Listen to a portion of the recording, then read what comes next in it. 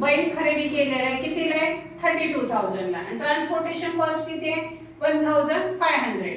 तर total cost काढण्यासाठी आपल्याला कॉस्ट प्राइस आणि ट्रान्सपोर्टेशन कॉस्ट हे ऍड करावे लागतात.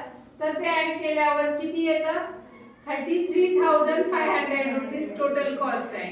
आपली सेलिंग प्राइस 3 महिने त्याने बैल घेतल्यावर तो सेल केलाय 35,300 ला.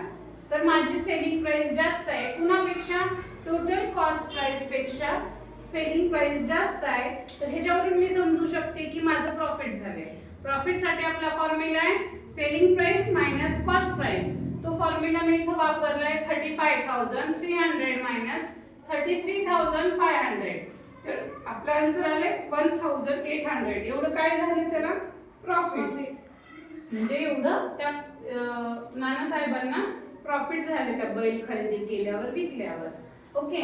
Ramu purchase 45 liter of milk at a rate ₹35 liter and he sold the milk with profit of 315. Find the selling price.